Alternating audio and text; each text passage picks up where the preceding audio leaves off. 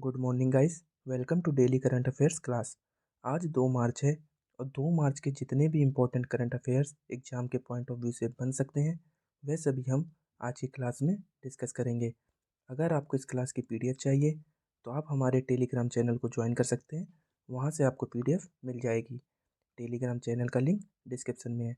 आइए शुरू करते हैं। आज का हमारा पहला क्वेश्चन है, शून्य भेदभाव दिवस 2024 की थीम क्या है। तो यह दिवस हर साल 1 मार्च को मनाया जाता है। इस वर्ष इसकी थीम है हर किसी के स्वास्थ्य की रक्षा करना, सभी के अधिकारों की रक्षा करना। ऑप्शन बी सही हो जाएगा। 1 मार्च को हम विश्व समुद्री घास दिवस भी मनाते हैं, जिसका उद्देश्य समुद्री पारिस्थितिक तंत्र में समुद्री घास के महत्व को उजागर करना है। तो आप याद रखिएगा, 1 मार्च को विश्व समुद्री घास दिवस भी मनाते हैं। आइए कुछ पॉइंट्स हैं उसे डिस्कस करते हैं। तो शून्य भेदभाव दिवस ये पहली बार 1 मार्च 2014 को मनाया गया था।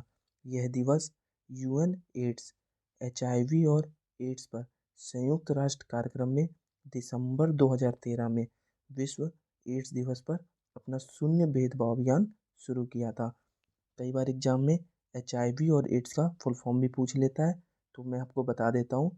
तो एचआईवी का फुल फॉर्म होता है ह्यूमन इम्यूनो डिफिशियंसी वायरस और एड्स का acquire immune deficiency syndrome.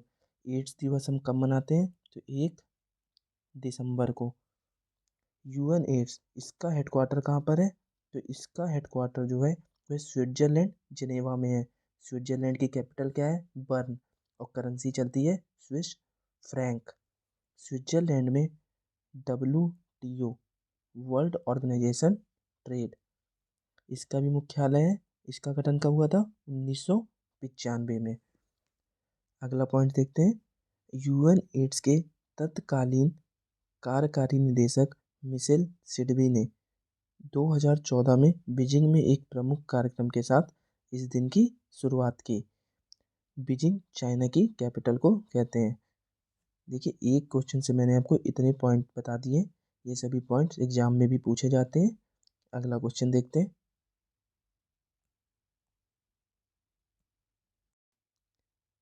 Bharat की पहली स्वदेशी हाइड्रोजन फ्यूल सेल फेरी को किसने लॉन्च किया है? तो कोचीन शिपयार्ड ने फ्यूल सेल फेरी को बनाया है और भारत के प्रधानमंत्री नरेंद्र मोदी ने इसे लॉन्च किया है। तो ऑप्शन बी सही हो जाएगा। भारत के प्रधानमंत्री नरेंद्र मोदी द्वारा लॉन्च की गई भारत की पहली स्वदेशी रूप से विकसित निर्मित हाइड्रोजन फ्यूल सेल फेरी ने जीरो उत्सर्जन और जीरो ध्वनि है। यह ग्लोबल वार्मिंग के प्रभाव को कम कर सकती है। फ्यूल सेल फेरी का निर्माण कोचीन शिपयार्ड ने किया है। इसके मुताबिक समुद्री ईंधन के रूप में हरित हाइड्रोजन को अपनाना भारत की एक सतत भविष्य के लिए प्रतिबद्धता के मामले में सबसे आगे है, जिसका लक्ष्य 2070 तक शुद्ध शून्य उत्सर्जन हासिल करना है, नेट जीरो एमिशन। अगला क्वेश्चन देखते हैं। दलजीत सिंह चौधरी को किस पद का अतिरिक्त प्रभार मिला है? तो इसका सही ऑप्शन होगा बी, एनएसजी प्रमुख, नेशनल सिक्योरिटी गार्ड। ये कब बनी थी? 22 सितंबर 1986 में। आइए इसके कुछ पॉइंट्स हैं वो देख लेते हैं।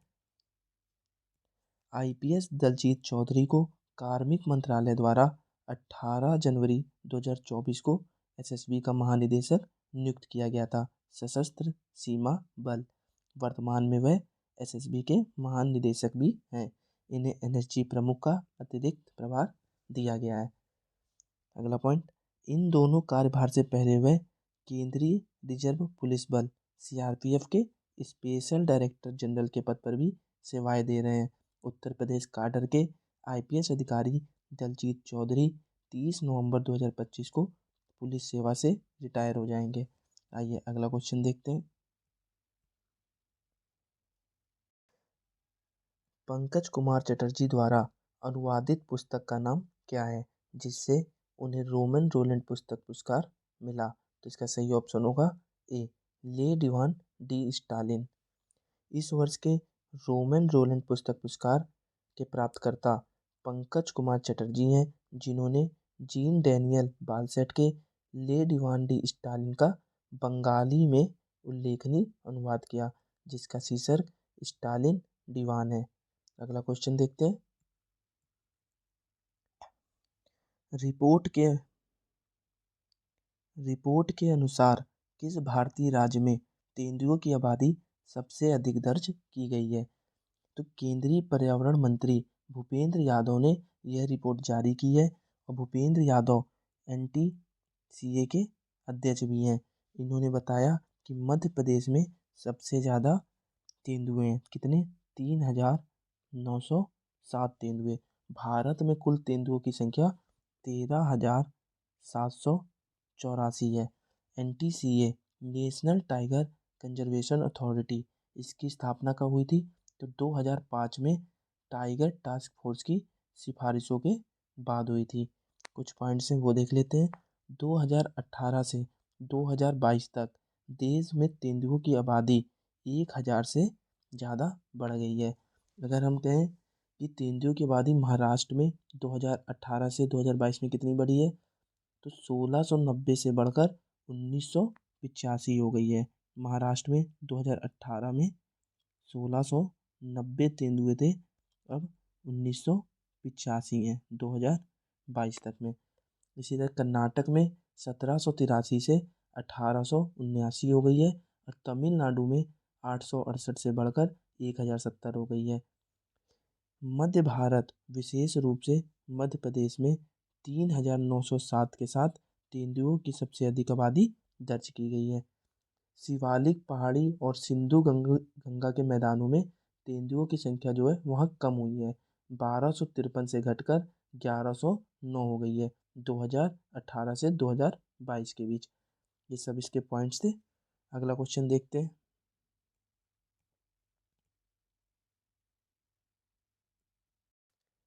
किस किस विश्वविद्यालय ने चौथे खेलो इंडिया यूनिवर्सिटी गेम्स 2023 में समग्र चैंपियनशिप जीती? तो इसका सही ऑप्शन होगा सी, चंडीगढ़ विश्वविद्यालय। खेलो इंडिया यूनिवर्सिटी गेम्स 2023 का समापन 29 फरवरी 2024 को गुवाहाटी में हुआ। चंडीगढ़ विश्वविद्यालय ने टोटल 71 पदक जीते, जिसमें से 32 स्वर्ण, 18 रजत और 21 कांस्य थे। दूसरी यूनिवर्सिटी जो सेकेंड आई, उसका नाम है लवली प्रोफेशनल यूनिवर्सिटी। आइए अगला क्वेश्चन देखते हैं।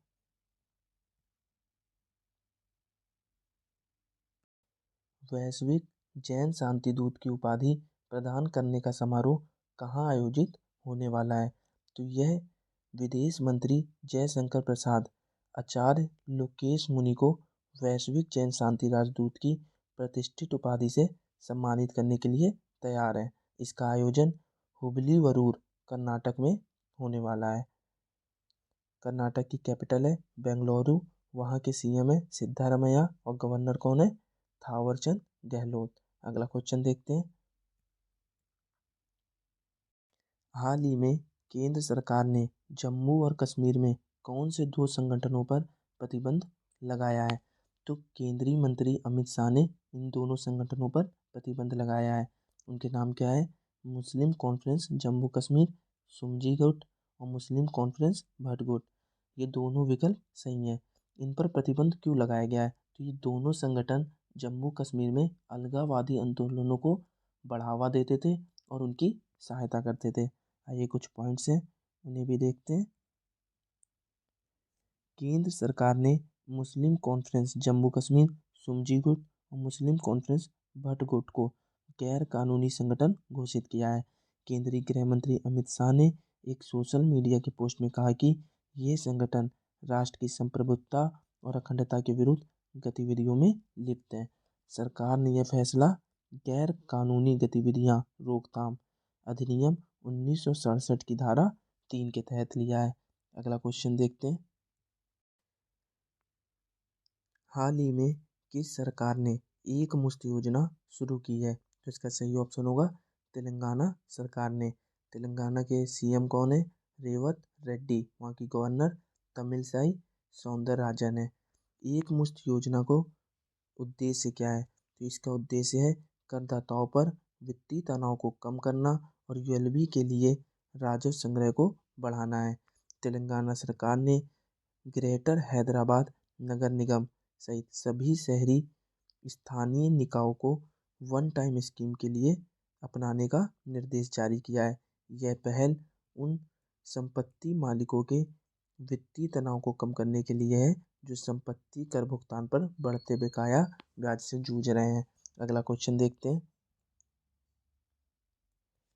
वित्तीय वर्ष 2024 की तीसरी तिमाही में भारत की सकल घरेलू उत्पाद की वृद्धि बढ़कर हो गई है जीडीपी 8.4%। इसका सही ऑप्शन होगा बी। कुछ पॉइंट्स हैं वो देख लेते हैं। वित्त वर्ष 2024 की तीसरी तिमाही में भारत की जीडीपी वृद्धि बढ़कर 8.4% हो गई है। पिछले वर्ष की समान अवधि में भारत की जीडीपी 4.3% बढ़ी थी। अगला क्वेश्चन देखते हैं।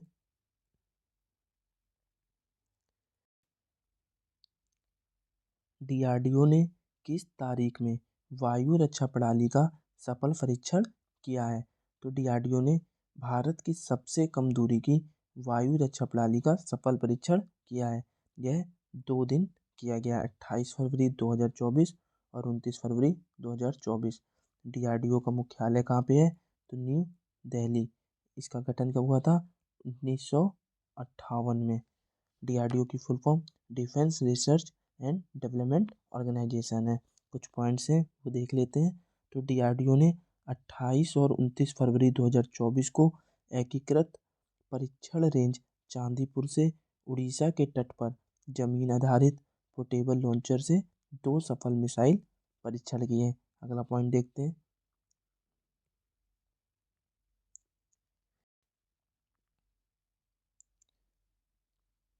इसकी फुल फॉर्म होती है very short range air defence system. एक man portable air defence system है जिसे अन्य डीआरडीओ प्रयोगशाला और भारतीय उद्योग भागीदारों के सहयोग से रिसर्च सेंटर इमारत द्वारा स्वदेशी रूप से डिजाइन और विकसित किया गया है। अगला क्वेश्चन देखते हैं। उड़ीसा सरकार ने कौन कौन सी जिम्मेदारियों के लिए राज्य जल सूचना विज्ञान केंद्र स्थापित करने का निर्णय लिया है? तो इसका सही ऑप्शन होगा डी सभी विकल्प। जल संसाधन डेटा का समन्वय, जल संसाधन डेटा का संग्रह, जल संसाधन डेटा का प्रसार। कुछ पॉइंट्स हैं वो भी देख लेते हैं।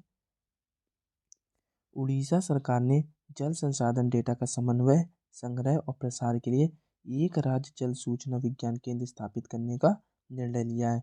नवीन पटनायक जो कि उड़ीसा के मुख्यमंत्री हैं, उनकी अध्यक्षता में राज्य जल सूचना विज्ञान केंद्र सहित कुल 8 प्रस्तावों को मंजूरी दी गई है। यह राष्ट्रीय जल सूचना विज्ञान केंद्र के सहयोग और मार्गदर्शन से किया जाएगा। उड़ीसा के मुख्यमंत्री कौन है? नवीन पटनायक। और वहाँ के गवर्नर कौन है? तो रघुबर